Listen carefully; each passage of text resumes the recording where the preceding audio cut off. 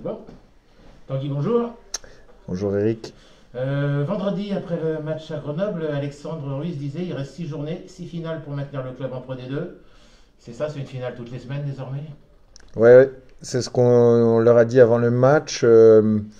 C'est de vivre aussi ça à fond, pleinement. Hein, tu vois, c'est ce qu'on a vécu quand on était gosse. C'est là qu'on a été chercher notre passion sur les tournois de journée là. Et ben, on est là-dedans, sauf qu'il reste un mois et demi de compétition et prendre le plaisir avec rigueur et précision d'aller chercher des résultats tout le temps, avec cette idée que chaque match est un match de phase finale. L'idée, c'est que ce sprint final, c'est un grand tournoi, quoi. Ouais, c'est ça. Mais c'est le cas hein, quand on regarde le bas du classement et le haut du classement, c'est tellement ouvert que on est là-dedans.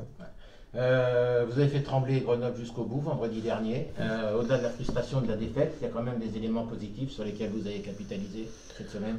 Ou bah, le caractère des mecs, l'envie de rien lâcher, puis on va aussi souligner qu'on a un jeu de plus en plus précis dans la mixité.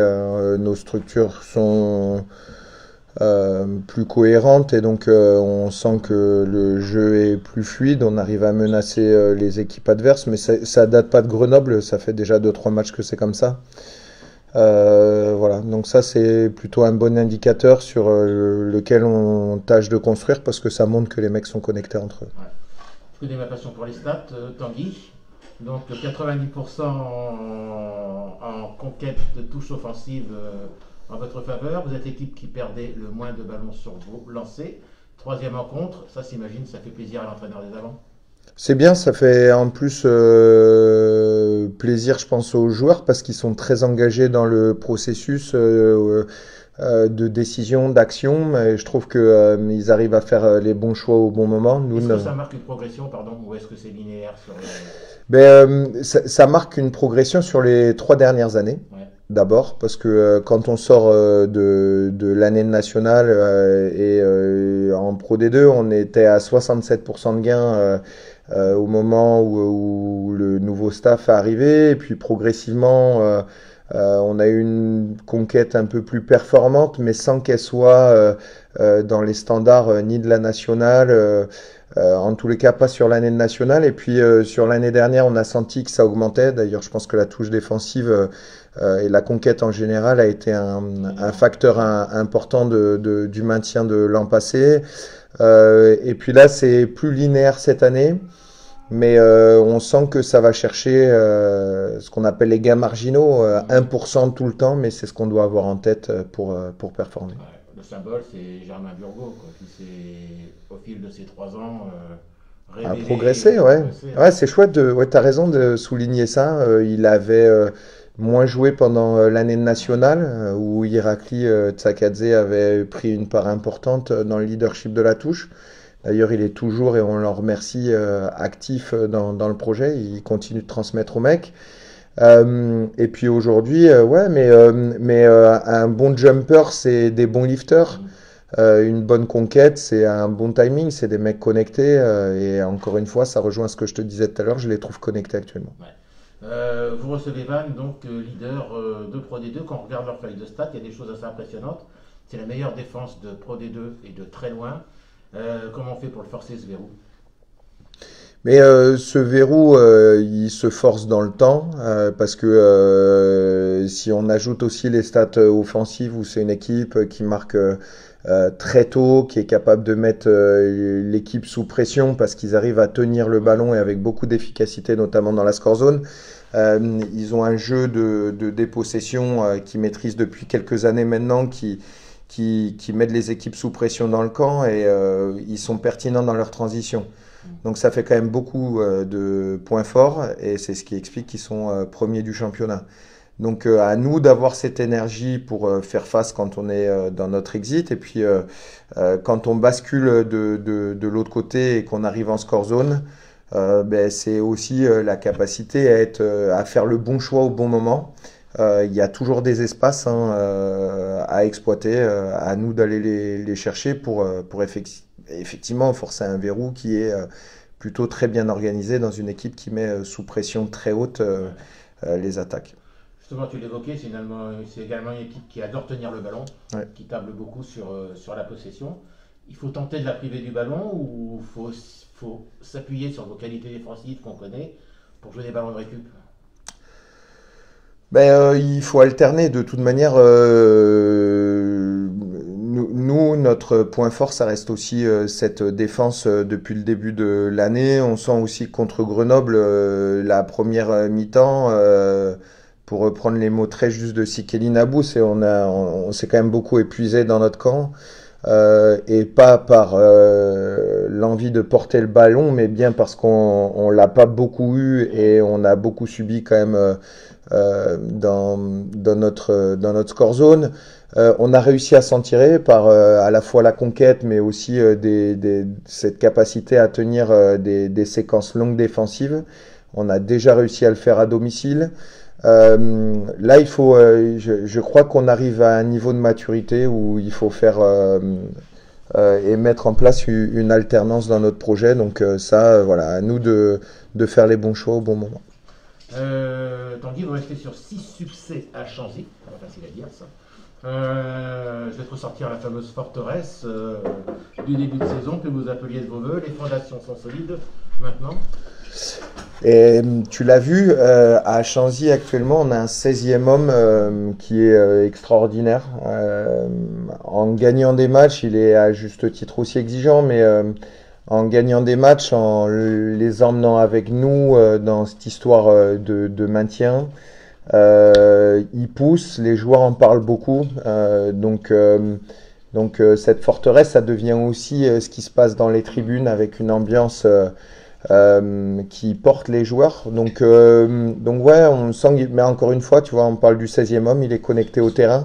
Voilà, mais il faut que pour recevoir le premier du championnat, il y ait tous les éléments qui puissent se conjuguer avec nos supporters et la réussite qu'on a eue les derniers temps chez nous. Il faut rester invaincu de toute manière pour se maintenir, donc évidemment c'est un moment capital pour nous.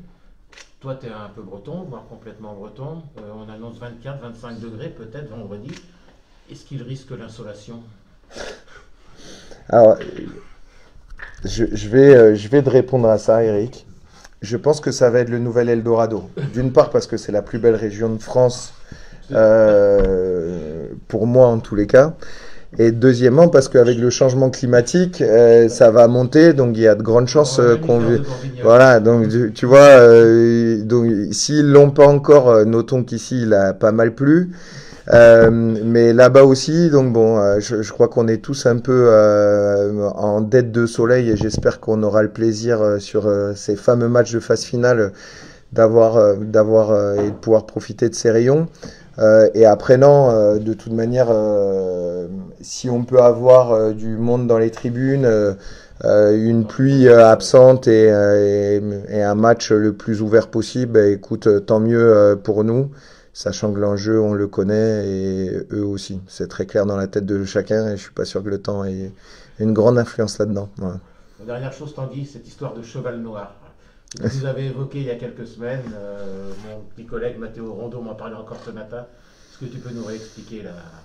Le cheval noir, c'est une histoire qui a été construite au moment de l'année nationale où on n'a pas une bonne conquête ni offensive ni offensive. Je te le disais juste avant. Et avec Germain Burgot et Robin Copeland, à l'époque, on était autour d'un micro-ondes et je dis mais les mecs, en fait, on va changer le projet à 2 mois de la fin. On va pas mettre en place ce qu'on travaille pendant la semaine. On va rester masqué en faisant le pari qu'on allait jouer Valence à l'époque.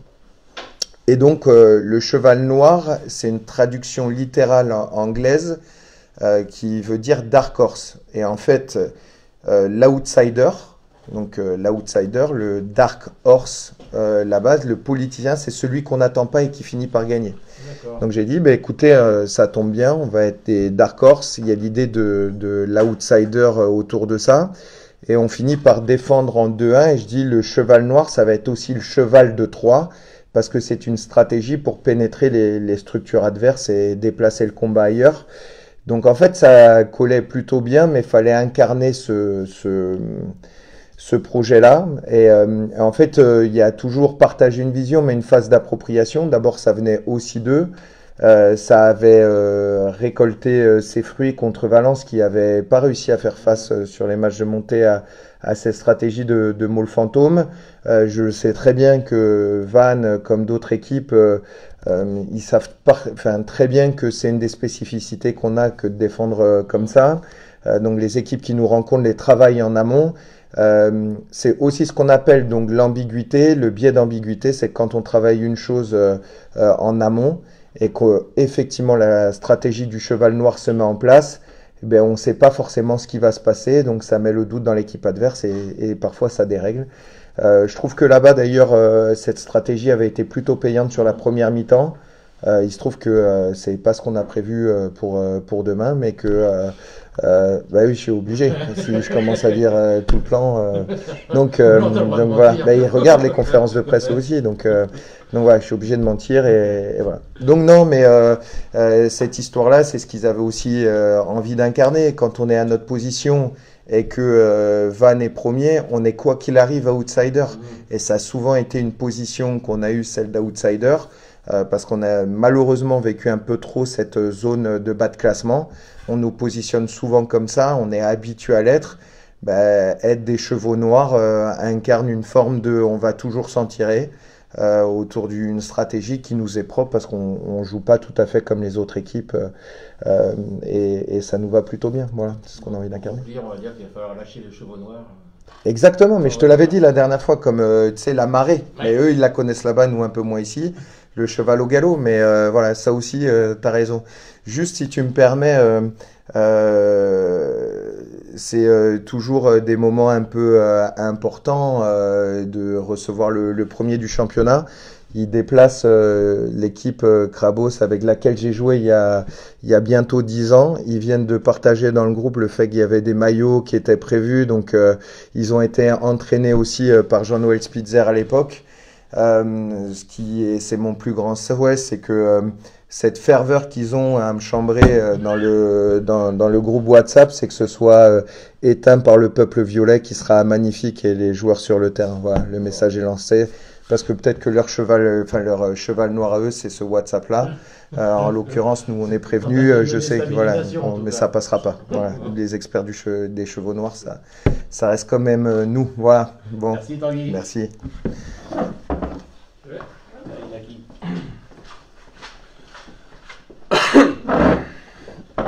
Bonjour Inaki. Bonjour. Bon, c'est une surprise pour personne, qui jouera à Vannes la saison prochaine.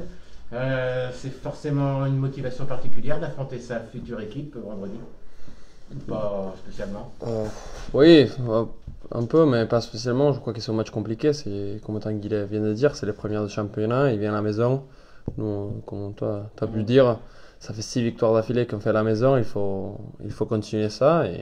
Toi, tu l'abordes comme un match contre n'importe quelle autre équipe? Oui, un match face à les premiers de championnat, quoi. Ouais. C'est un match très compliqué. Je crois qu'on a dit, on n'est pas les favoris peut-être. Mais il faut gagner à la maison, il faut sauver les clubs. On sait que ça, qu'est-ce qu'il faut faire, quoi. Ouais.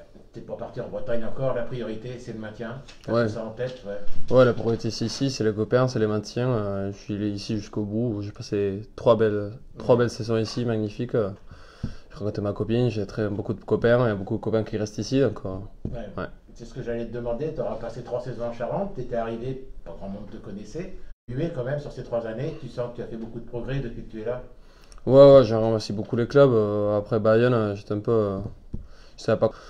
Donc il faut les représenter jusqu'à la fin avec tout ça que je peux, quoi. La meilleure façon de les remercier, c'est d'aller chercher le maintien. Oui. Ouais.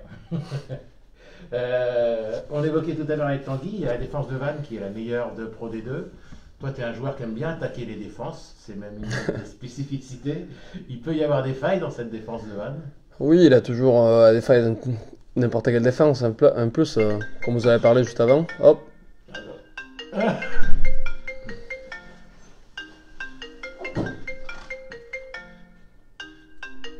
Ça va être.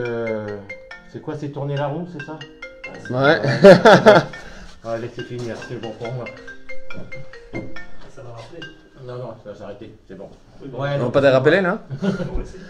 Et c'était quoi la question déjà? C'était oui, il y a toujours des failles dans les défenses. Ouais. Ah oui, oui, il y a toujours des failles dans n'importe quelle défense. Celui d'AE, la nôtre, il y a des failles tout le temps. Et eux, vous les avez étudiés spécifiquement cette semaine, justement, ouais. Oui, comme toutes les équipes, on les étude, spécialement le match à la maison, il faut gagner. Et en plus, il va faire beau. Moi, j'adore ça, j'adore le jeu. J'espère qu'eux, comme nous, on va pouvoir lancer le jeu et ça va être un bon match. Ouais, complètement. Pour finir, tu as des rendez-vous avec la sélection chilienne en vue pour l'intersaison. Qu'est-ce qui se passe? Oui, il y a certains matchs, je n'ai pas encore parlé énormément en profondeur avec les managers là-bas, mais il y a confirmé dans les médias et tout, il y a un match face à l'Écosse. Ah oui. En juillet, je ne me rappelle pas exactement quelle date. Après, il y a des autres matchs aussi préparatoires parce qu'ils ont changé les règlements. En Écosse ou au Chili? Au Chili. Au Chili. Tout à l'Amérique du Sud. On joue tout là-bas. Ça m'a fait plaisir. Je peux avoir ma famille un peu.